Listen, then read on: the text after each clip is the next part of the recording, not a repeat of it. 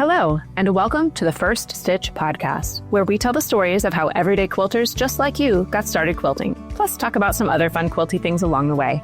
This is your host, Lisa Donnelly from Wild Plum Lane. Let's get started.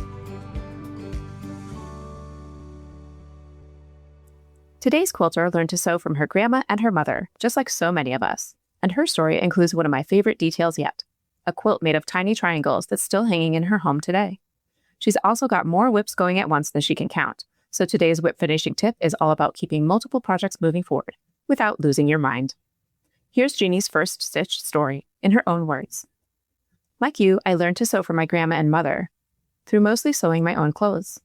I remember my grandma coming to visit us twice a year with a checkbox full of sewing tools and a bag of fabric she was turning into small triangles.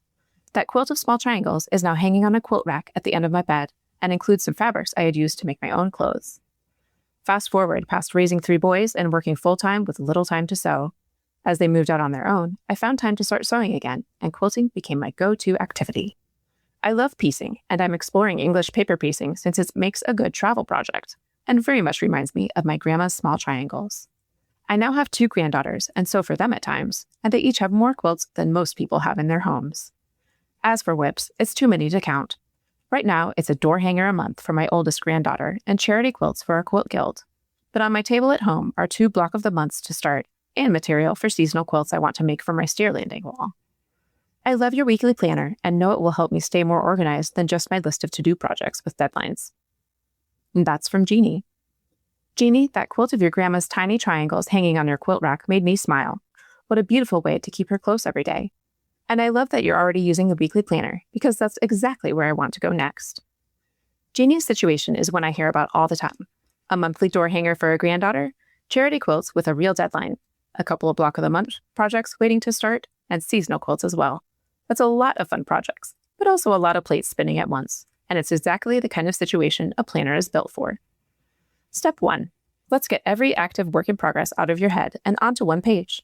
Not every single detail, just the name along with the very next step of each project. Cut binding, or start block 2, is plenty to write.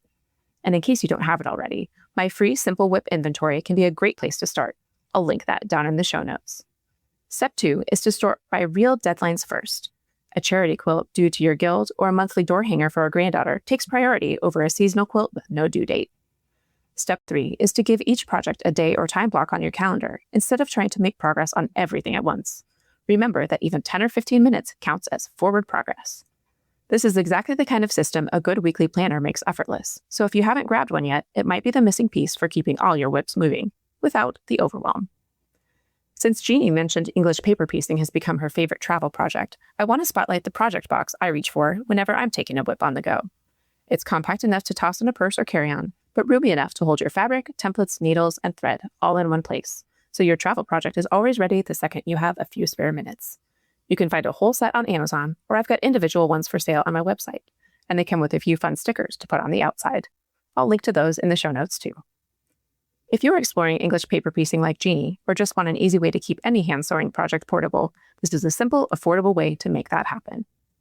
Jeanne, thank you so much for sharing your story and for the sweet shout-out about the weekly planner. And to everyone listening, if your work in progress list feels like it's too many to count today, I hope this episode will help you turn that overwhelm into steady, simple progress. And with that, we'll wrap up this episode of the First Stitch podcast. If you enjoyed listening, I'd sure appreciate it if you'd hit the subscribe button in your favorite podcast player, write a review on Apple Podcasts, or tell your best quilty friends so they can listen too. By the way, do you have a story to share? Every quilter has a beginning to their story, and we'd love to hear yours. Plus, over the years, you might have picked up tips or tricks you could share with others. It might inspire another quilter, so we want to hear about it. Share your personal quilting journey, your best project finishing tip, or your first stitch moment. Your story might be read on an upcoming episode of The First Stitch. You can submit your story today by sending an email to firststitchpodcast, all one word, that's firststitchpodcast@wildplumlane.com, or use our quick submission form down in the show notes. I can't wait to talk with you again soon.